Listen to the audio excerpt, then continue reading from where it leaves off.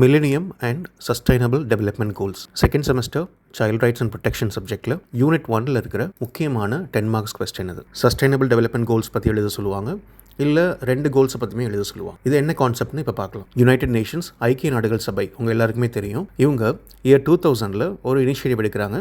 அடுத்த 15 வருஷத்தில் இந்த உலகத்தையே நம்ம மாற்றணும், அதுக்கு சில கோல்ஸை நம்ம செட் பண்ணி அதை நோக்கி உழைக்கணும் அப்படின்றது தான் இந்த மில்லினியம் டெவலப்மெண்ட் கோல்ஸோட அடிப்படை. இயர் 2000ல் ஆரம்பிச்சனால இதுக்கு பேர் மில்லினியம்னு வச்சாங்க. இதில் 8 கோல்ஸ் கொண்டு வந்தாங்க. 1, உலகம் முழுக்க இருக்கிற வறுமையையும் பசியையும் போக்கணும். 2, உலகத்தில் இருக்கிற எல்லா குழந்தைகளுக்கும் ஆரம்ப கல்வி கிடைக்கணும். 3, ஆண் பெண் சமத்துவம் அதிகமாகணும், பெண்களை எம்பவர் பண்ணணும். 4, குழந்தைகள் பிறக்கும் போது இறக்கிறதோ இல்லை பிறந்து கொஞ்ச நாள்ல இறக்கிறதோ அந்த இறப்பு விகிதத்தை குறைக்கணும். 5வது, கர்ப்பிணி பெண்களோட ஆரோக்கியத்தை இன்னும் மேம்படுத்தணும். 6, எய்ட்ஸ், மலேரியா இந்த மாதிரி இருந்த சில டிசீஸை கட்டுக்கு கொண்டு வரணும். 7, நம்மளுடைய சுற்றுச்சூழலை பாதுகாக்கணும். 8, குளோபல் பார்ட்னர்ஷிப், உலகத்தில் இருக்கிற எல்லா நாடுகளும் எல்லா இன்ஸ்டிடியூஷனும் ஒருங்கிணைஞ்சு செயல்படணும். இந்த 8 கோலை அடிப்படையாக கொண்டு தான் இந்த மில்லினியம் டெவலப்மெண்ட் கோல்ஸ் ஆரம்பிச்சாங்க. ஆனால் 15 வருஷம் முடிஞ்சோன்னே 2015ல் இதில் இருக்கிற சில கோல்ஸ் ஓரளவுக்கு அச்சீவ் பண்ணாங்க.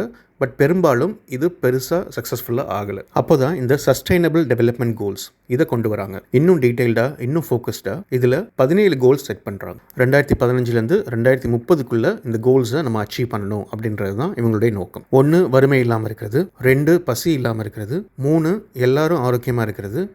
4, தரமான கல்வி. 5, ஆண் பெண் சமத்துவம். 6, சுத்தமான குடிநீர் மற்றும் சுகாதாரம். 7, எல்லாருக்கும் கிடைக்கிற மாதிரியான கிளீன் எனர்ஜி. வழக்கமாக நம்ம எப்படி எனர்ஜி எடுக்கிறோமோ அதுக்கு மாற்றா wind energy, solar energy, water energy இதெல்லாம் யூஸ் பண்ணுற மாதிரியான விஷயங்கள். 8, எல்லாருக்கும் ஒரு டீசெண்டான வேலை, அது மூலமாக அவங்களுக்கு பொருளாதார முன்னேற்றம். 9, நல்ல இன்ஃப்ராஸ்ட்ரக்சர் கொடுக்கறது, எல்லாருக்கும் புதிய புதிய விஷயங்களை புகுத்துறது, பல புதிய தொழில்களை உருவாக்குறது. 10, மனிதர்களுக்குள்ள சமத்துவம் இல்லாமல் இருக்கிறத குறைக்கிறது. 11, புதிய சிட்டிஸாக இருக்கட்டும், கம்யூனிட்டிஸாக இருக்கட்டும், இது சஸ்டைனபிளாக இருக்கணும். சஸ்டைனபிள்னால் எவ்வளோ வருஷமானாலும் அது அப்படியே நிலைச்சு இருக்கணும். அப்போ அதுக்கு தேவையான டிசைன் பண்ணணும், க்ளீன் எனர்ஜியெல்லாம் யூஸ் பண்ணணும். ஸோ அந்த மாதிரியாக சிட்டிஸை உருவாக்குறது. 12, ஒவ்வொரு விஷயத்தை நம்ம உருவாக்கும் போதும் சரி, அதை நம்ம கன்சியூம் பண்ணும்போதும் சரி, அதுக்காக நம்மளுடைய சுற்றுச்சூழலை நிறையா பாதிக்கிறோம்.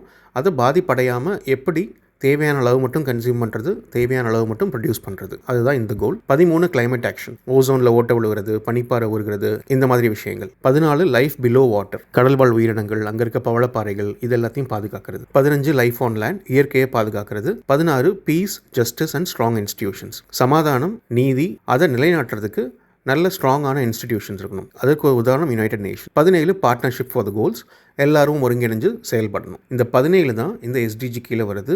இது எல்லாத்தையுமே 2030க்குள்ளே அச்சீவ் பண்ணணும் அப்படின்றது தான் இவங்களுடைய கோல். இப்போது இதுக்கும் சைல்டு ரைட்ஸ்க்கும் என்ன சம்மந்தம் அப்படின்னு பார்த்தோம்னா, இதில் ஒரு 9 கோல் டைரெக்டாகவே அந்த குழந்தைகள் உரிமைகளோட தொடர்புடையது. மொதல் 6 அது கீழே வரும். வறுமை இல்லாமல் இருக்கும்போது அந்த குழந்தைகளுக்கு தேவையான அடிப்படை தேவைகள் பூர்த்தியாகும். 0 ஹங்கர். 2, பசி இல்லாமல் இருக்கும்போது அந்த குழந்தைகளோட ஊட்டச்சத்து இன்னும் அதிகமாகும். 3, நல்ல ஆரோக்கியம் இருக்கும்போது அந்த குழந்தைகளோட ஆரோக்கியமும் இதில் அடங்கும். அடுத்து குவாலிட்டி எஜுகேஷன், எல்லா குழந்தைகளும் நல்ல கல்வி. ஜெண்டர் ஈக்வாலிட்டி, இது பெண் குழந்தைகளோட உரிமைகளை பாதுகாக்கிறதுக்கும் குழந்தை திருமணம் இதெல்லாத்தையும் தடை பண்ணுறதுக்கும் உதவி செய்யும்.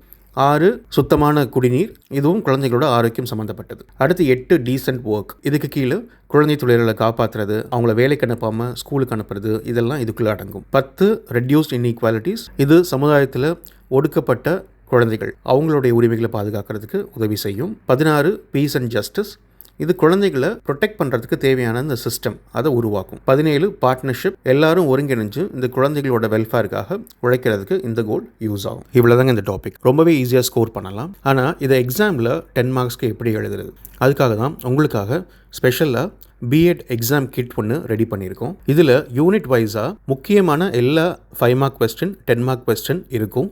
அது ஒவ்வொன்றுக்கும் எக்ஸாமில் என்ன எழுதணுமோ யூனிவர்சிட்டி ஃபார்மெட்லேயே அந்த ஆன்சர் இருக்கும். உதாரணத்துக்கு ஒரு 5 மார்க் கொஸ்டின் எடுத்துட்டோன்னா ஒரு பேஜுக்கு தான் இதில் உங்களுக்கு ஆன்சர் இருக்கும். இதை நீங்கள் எக்ஸாமில் எழுதும் போதே அது 2.5 பக்கத்துக்கு வந்துடும். அதே மாதிரி 10 மார்க்ஸ்க்கு ஒரு 2 பேஜ் தான் இதில் ஆன்சர் இருக்கும். இதை நீங்கள் எக்ஸாமில் எழுதும் போதே 5 பக்கத்துக்கான கண்டென்ட் உங்களுக்கு கிடைச்சிரும். நம்மளுடைய நோக்கம் கான்செப்ட் கிளியராக புரியணும், குறைஞ்ச நேரத்தில் கம்மியான கண்டென்ட்டை ஸ்மார்ட்டாக படிக்கணும், எக்ஸாமில் அதிக மார்க் ஸ்கோர் பண்ணணும். உங்களுக்கு இந்த எக்ஸாம் கிட் உபயோகமாக இருக்கும்னு நினச்சிங்கன்னா succeedbed@gmail.comக்கு மெயில் அனுப்பி குறைந்த விலைக்கு தமிழ்லையோ இங்கிலீஷ்லையோ இந்த எக்ஸாம் கிட் நீங்கள் வாங்கிக்கலாம். கம்மியாக படிங்க, அதிகமாக ஸ்கோர் பண்ணுங்கள். இந்த வீடியோஸ் உங்களுக்கு யூஸ்ஃபுல்லாக இருந்ததுன்னா சப்ஸ்கிரைப் பண்ணுங்கள், லைக் பண்ணுங்கள், உங்கள் ஃப்ரெண்ட்ஸ்க்கும் ஷேர் பண்ணுங்கள். உங்களுக்கு எதுவும் ஃபீட்பேக் இருந்ததுன்னா கமெண்ட்ஸில் சொல்லுங்கள். Happy learning and all the best.